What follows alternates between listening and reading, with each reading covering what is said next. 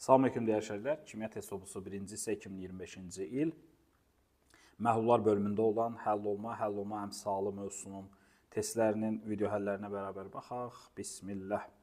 Birinci sualımız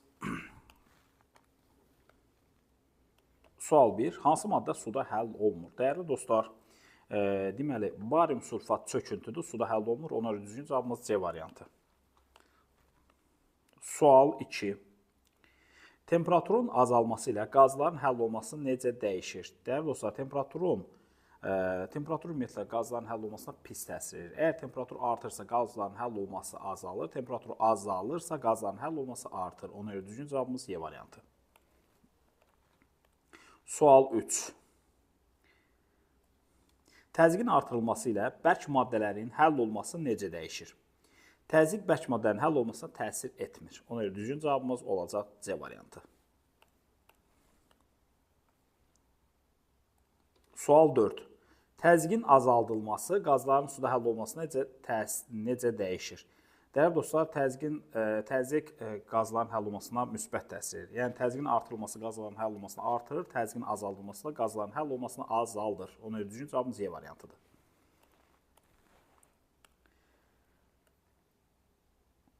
Sual 5. Temperatur artdıqda hansı halda hər iki maddənin həll olması artar?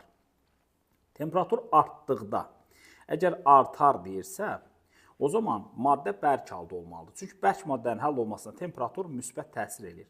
Ona görə düzgün cavabımız olacaq D variantı. Şagirdlər deyirlər, müəllim, biz bunu necə tapaq? Ümumiyyətlə, tərkibində metal olan bir şeylər bərk maddələrdir.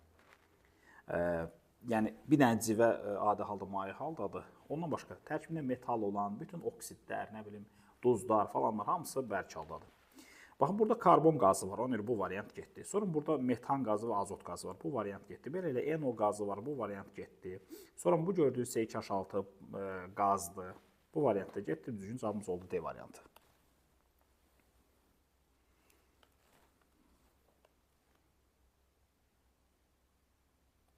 Sual 6.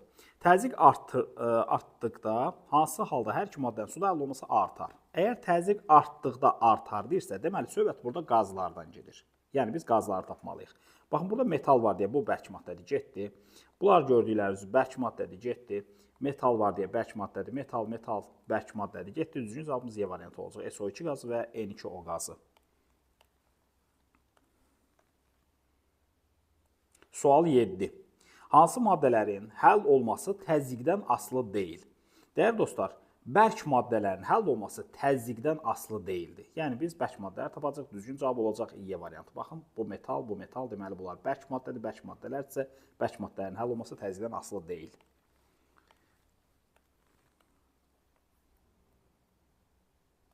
Sual 8.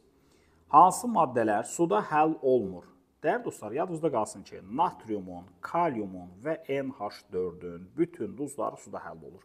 Yəni, kaliumun və NH4-ün duzları suda həll olur. Yəni, bu variantları çıxıram. Bu variantları çıxandan sonra nə qalır yerdə? 1 və 4 qalırdı. Yəni, Y variantı.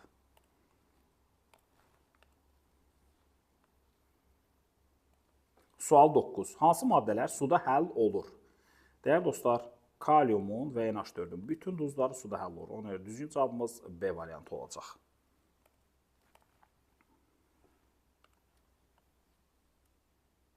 Sual 10. Hansı maddələrin məhlullarını qızdırdıqda kütlə payı artar? Dəyərli dostlar, əgər məhlulu qızdırdıqda kütlə payı artırsa, bu o anlama gəlir ki, burada su buxarlanır. Yəni, baxın, məhlul nədən ibarətdir? Həll olan plus həll edicidən ibarətdir. Əgər mən qızdıranda kütlə payı artırsa, deməli, buradan həll edici uçub getməlidir. Həll olansa stabil qalmalıdır. Həll olan stabil qalanda qatılıq artır. Baxın, nitrat turşusu davamsız birləşmədir. Əgər qızdırsaq, nitrat turşusu özü parçalanıb gedir. Yəni, həll olan özü parçalanır. O, bizim üçün əlverişli deyil. Və yaxud da NH4OH, bu da davamsız maddədir. Qızdırılan parçalanır. Ona görə bu da ola bilməz. Düzgün cavabımız olacaq 1 və 4. Bu maddələrin məhlullarını qızdırdıqda, bu maddələr özləri qalır, su buxarlanır deyə məhlul get-gedə qatılaşır. Düzgün cavabımız 1, 4, yəni oldu B variantı.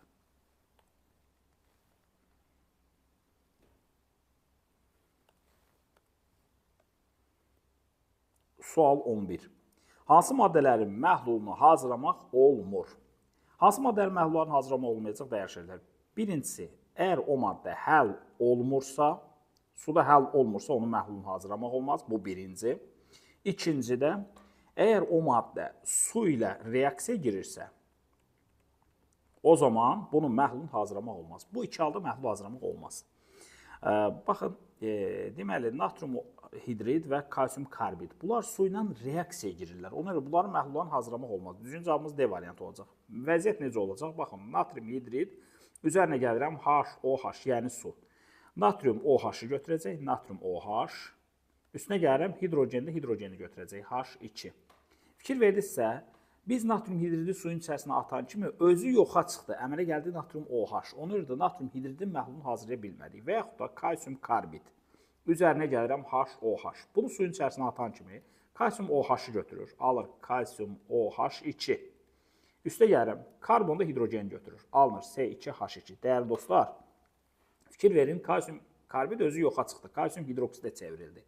Deməli, belə çıxır ki, kalsium karbidin məhlullarını hazırlaya bilmədim.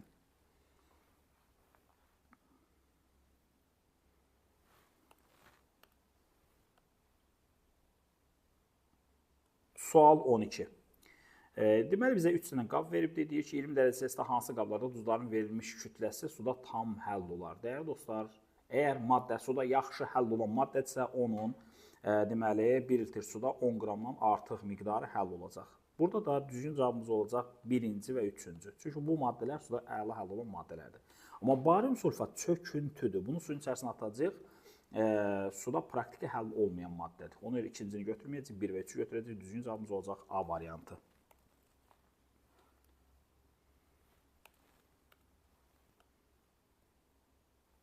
Sual 13. 3 qab verib bizə deyir ki, 20 dərəcə Selsiusda hansı qablarda duzların verilmiş kütləsi suda tam həll olur? Dəyərli dostlar, 1 litr suda yaxşı həll olan maddələrin deməli 10 qramdan artığı həll olurdu. Ona görə düzgün cavabımız olacaq 2 və 3. Çünki bunlar suda yaxşı həll olan maddələrdir. Polium sulfatsa çöküntüdür. Ona görə onu götürməyəcək. Düzgün cavab 2-3, yəni E variantı olacaq.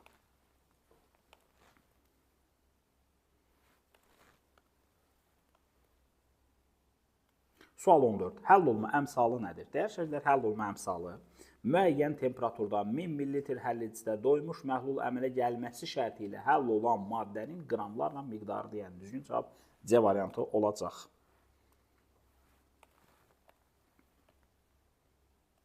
Sual 15. Həll olma əmsalının vahidini göstərir. Dəyərli şagirdlər, həll olma əmsalı KH-dır. KH da nəyə bərabərdir? M həll olan bölünsün V həlledici vurulsun 1000-ə. Dəyərli dostlar, indi gəlin buradan vahid çıxaraq. M kütlədir. Kütlənin də vahidi olacaq qram. V də həcmdir. Həcm də vahidi olacaq litr. Onda düzgün cavabımız qram bölünsün litr, yəni D variantı olacaq.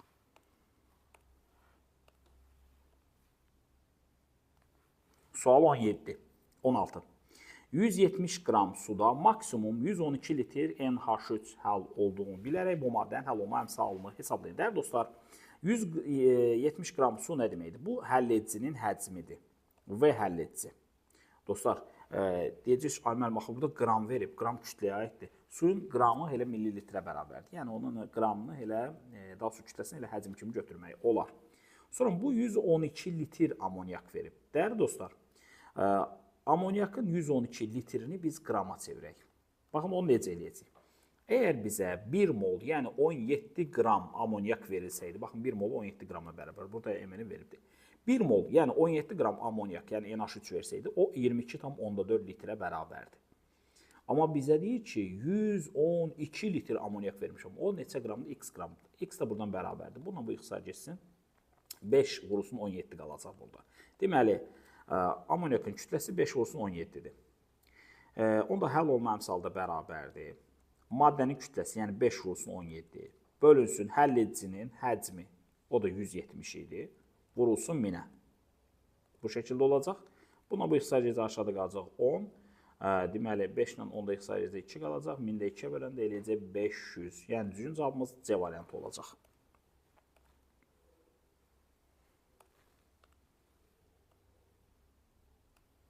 Sual 17. 50 qram duz müəyyən temperaturda 200 ml suda həll olaraq doymuş məhlul əmələ gətirir. Bu duzun həm temperaturdakı həll olunma əmsalını hesablayın. Dəyərli dostlar, baxın, həll olan maddənin kütləsini verib bizə. Bu bizim üçün M-dir. M həll olan. 200 ml su. Bu da nədir? Bu da bizim üçün V-dir. Hər şey verib. Nə deyir? Həll olunma əmsalı. K-nı istəyir. KH bərabərdir. Maddənin kütləsi 50. Bölünsün. Məhlulun həcmi, yəni daha doğrusu həll edicinin həcmi, yəni 200 vurulsun 1000. Deməli, bununla da bu ixtisar gələcək, dəyərli dostlar, qalacaq 5. 5-də 250-yə vuranda eləyəcək 250.